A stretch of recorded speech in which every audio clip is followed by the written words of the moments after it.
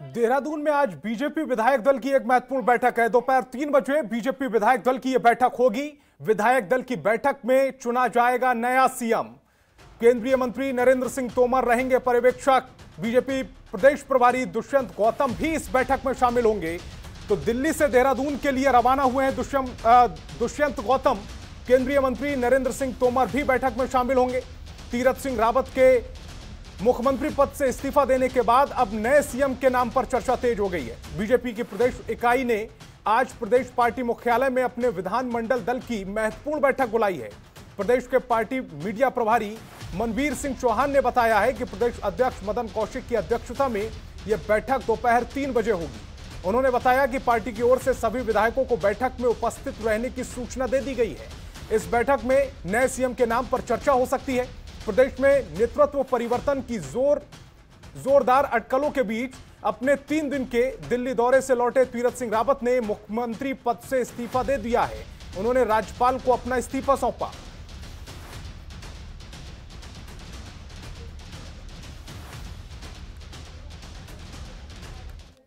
देखिए, दो चीज़ें हैं कि जब मैंने पहले भी कहा था 164(4) और 151(1) पीपल रिप्रेजेंटेटिव एक्ट और संविधान, दोनों में जो व्याख्या है उसके आधार पर चुनाव आयोग को चुनाव कराने में दिक्कत नहीं थी। लेकिन चूंकि उन्होंने एक लेटर जारी किया था कि हम कोरोना के कारण अभी 1 वर्ष कोई चुनाव नहीं कराएंगे, खासतौर पर उपचुनाव, ऐसी परिस्थितियों में हमारे सामने एक ही रास्ता बचता था कि मुख्यमंत्री जी इस्तीफा दें और नया कोई नेता चुना जाए। हमारे पर्यवेक्षक और प्रभारी जी अभी यहाँ पहुँचने वाले हैं 10:30 बजे तक। उसके बाद 3 बजे विधानमंडल दल की बैठक में हम नेता का चयन कर लिया जाएगा। उसके बाद हम राज्यपाल से मिलकर सरकार बनाने के लिए उनसे निवेदन करेंगे और आगे की कार्रवाई फिर मुख्यमंत्री जो चुने जाएंगे उनके आधार पर तय होगी। संभावना यही है कि विधायकों में से ही हो। हमारे पर्यवेक्षक और प्रभारी जी अभी यहाँ पहुँचने वाले हैं 10:30 बजे तक। उसके बाद 3 बजे विधानमंडल दल की बैठक में हम नेता का चयन कर लिया जाएगा। उसके बाद हम राज्यपाल से मिलकर सरकार बनाने के लिए उनसे निवेदन करेंगे और आगे की कार्रवाई। तो दिल्ली से देहरादून के लिए दुष्यंत गौतम रवाना हो चुके हैं। 10:30 बजे उन्हें पहुंचना है, थोड़ी देर में पहुंचने वाले हैं। केंद्रीय मंत्री नरेंद्र सिंह तोमर भी इस बैठक में शामिल होंगे। 3 बजे यह महत्वपूर्ण बैठक होनी है। देहरादून में आज विधायक दल की जो बैठक है उसका समय 3 बजे रखा गया है, जिसमें सभी विधायकों को उपस्थित होना अनिवार्य है, इसकी सूचना दे दी गई है। और साफ तौर पर यह बैठक क्यों हो रही है सब जानते हैं। नए सीएम का ऐलान इस बैठक में हो सकता है। तीरथ सिंह रावत के मुख्यमंत्री पद से इस्तीफा देने के बाद उत्तराखंड का नया मुख्यमंत्री कौन होगा, नया सीएम कौन होगा, इस पर चर्चाएं तेज हैं। और 3 बजे इसका नतीजा मिल सकता है, इसका रिजल्ट मिल सकता है, नए सीएम के नाम का ऐलान हो सकता है। तो केंद्रीय मंत्री नरेंद्र सिंह तोमर इस बैठक में शामिल होंगे। देहरादून में आज जो महत्वपूर्ण बैठक होनी है उसका समय है 3 बजे, जिसमें विधायक दल के नेता शामिल होंगे। दोपहर 3 बजे बीजेपी विधायक दल की बैठक होगी। विधायक दल की बैठक में चुना जाएगा नया सीएम। अब ये नया सीएम कौन होगा, इस रेस में फिलहाल कई नाम आगे चल रहे हैं और फाइनल नाम किसका होगा कहना अभी जल्दबाजी होगा। केंद्रीय मंत्री नरेंद्र सिंह तोमर पर्यवेक्षक के तौर पर इसमें शामिल होंगे। बीजेपी प्रदेश प्रभारी दुष्यंत गौतम भी इस बैठक में शामिल हो रहे हैं।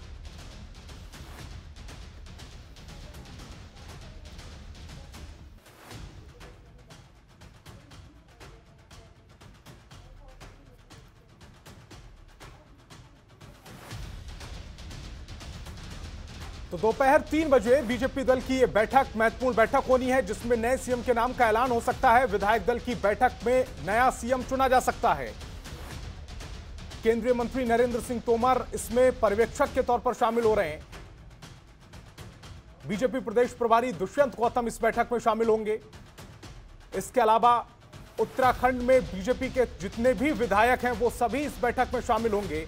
और बीजेपी अध्यक्ष मदन कौशिक ये साफ कर चुके हैं कि जितने भी विधायक हैं उन्हीं में से कोई नया सीएम चुना जा सकता है।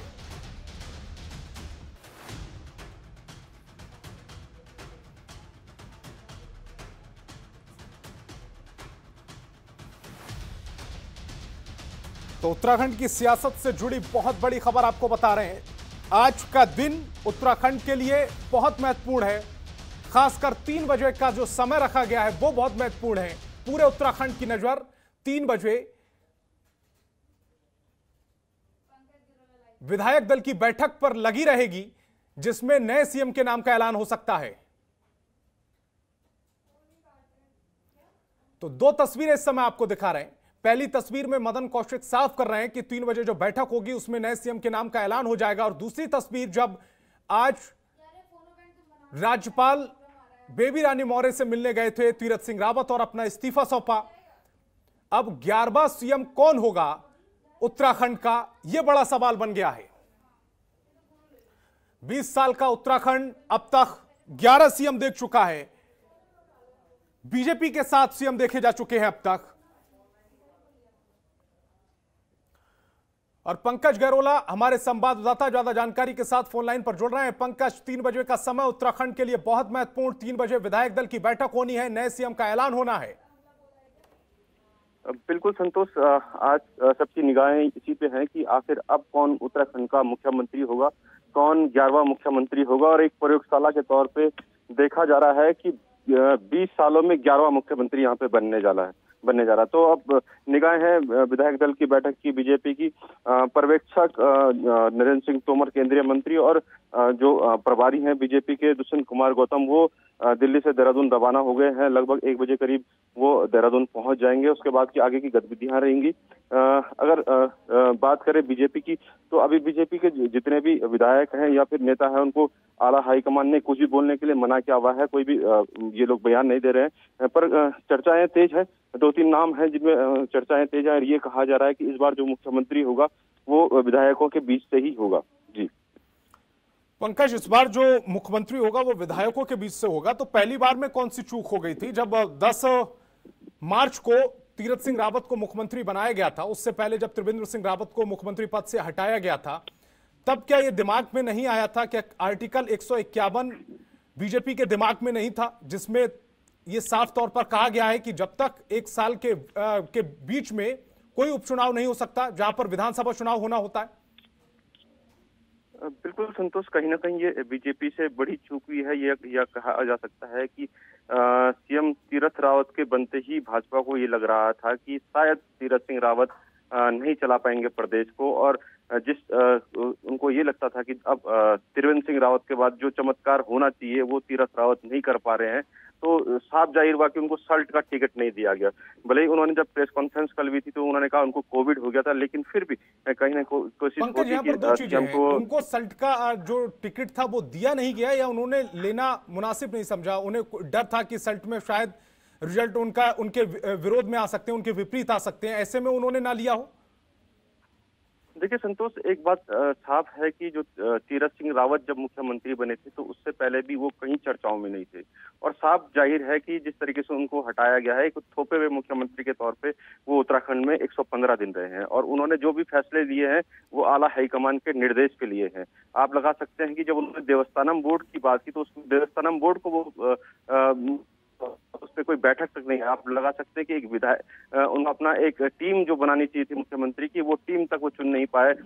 जो पदाधिकारी थे जो उनको अपने दायित्वधारी बनाने थे वो नहीं बना पाए। तो उस चीज के लिए सब वो केंद्र की राह देखते। तो साफ जाहिर है कि अगर केंद्र आला कमान ने जब उनको मना कर दिया है तो वो फिर उसके बाद वो उनको वहां से टिकट नहीं मिला, सल्ट से उनको टिकट नहीं मिला। नहीं तो एक मुख्यमंत्री को कहीं से भी वो टिकट मिल जाए तो वो जीत सकता है। ऐसा कोई ये नहीं था कि गढ़वाल कुमाऊं की बात थी। जब किसी भी विधानसभा क्षेत्र से जब ये पता होता कि वहां से उनका विधायक जो है वो मुख्यमंत्री होगा तो हर कोई इसे जिताता है, क्योंकि उन्हें ये लगता है कि एक मुख्यमंत्री बनने से उनके विधानसभा से वहां का विकास होगा। लेकिन ऐसा कुछ देखने को नहीं मिला। वो सल्ट से लगातार पीछे हटते रहे। और जो गंगोत्री सीट है, चाहे तो उस पर चुनाव हो सकता था, भाजपा कुछ कर सकती थी, लेकिन उस पर भी नहीं हुआ, क्योंकि जो गंगोत्री की सीट है वहां से भी ये माना जा रहा था कि तीरथ सिंह रावत वहां से भी चुनाव नहीं जीत सकते। तो इसलिए भाजपा को लगा कि समय रहते उनको हटा देना चाहिए। अभी वैसे उनका अगर देखा जाए तो 2 महीने उनके पास अभी थे। जिस उम्मीदों के साथ तीरथ सिंह रावत को लेकर आए थे वो उम्मीदों पर शायद वो खरे नहीं उतर रहे थे।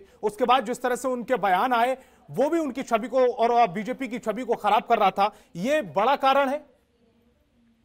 बिल्कुल संतोष, कहीं ना कहीं ये बड़ा कारण है कि एक तो जो उनके लगातार बयान आए हैं, मुख्यमंत्री बनते ही उनके कई बयान ऐसे आए जो हास्यास्पद बयान थे और कहीं यहाँ तक कि नेशनल लेवल पे उन पे यहाँ पे तंज कसे गए। तो आप लगा सकते हैं कि शुरुआती उन्होंने फटी हुई जीन्स से लेकर की थी, तो उस तरीके से लगातार उनकी जो बयानबाजी थे उसके बाद उनको आप लगा सकते हैं कि उनको जो प्रेस कॉन्फ्रेंस करने में भी दिक्कतों का सामना करना पड़ता था। बहुत कम वो प्रेस कॉन्फ्रेंस यहाँ पे करने लगे थे, मीडिया में कम रूबरू होने लगे थे और धीरे धीरे वो छवि उनकी लगातार बढ़ती रही। और दूसरा जो नेतृत्व क्षमता हो वो भी उनपे कमी नजर आई। कहीं ना कहीं जो उनके साथ जो उनकी टीम थी वो ढंग से काम नहीं कर पाई, जो अधिकारी हैं उनको वो सही से प्रयोग नहीं कर पाए, साथ ही जो उनको फैसले लेने थे, बड़े फैसले लेने थे, वो नहीं लिए। केवल ये देखा गया कि हाँ त्रिवेंद्र के फैसले हैं तो उसको पलट दिया गया। तो एक इस 115 दिन में बस यही देखा जा रहा था कि तीरथ और त्रिवेंद्र के किस तरीके से आपस में जो विवाद हैं वो उपज रहे हैं। आप लगा सकते हैं कि कुंभ में जब कोरोना जांच फर्जीवाड़े की मांग आई तो वजह कई थी, और सबसे बड़ी वजह जो कुंभ वाली आप बता रहे हैं वो भी एक बड़ी वजह थी, क्योंकि जिस तरह से वो सत्ता में आए और उसके बाद जो कुंभ को लेकर उनकी सोच थी, उनकी रणनीति थी, उसका फेल हो जाना एक बड़ी वजह थी, उनके बयान एक बड़ी वजह थी। और इसके अलावा जिस तरह से वो अपने सारे डिसीजंस के लिए दिल्ली पर निर्भर थे, वो भी एक बड़ी वजह थी। पंकज, आप हमारे साथ बने रहिए। खबरों के निष्पक्ष विश्लेषण के लिए सब्सक्राइब करें Jantantra TV and press the bell icon. Never miss any update.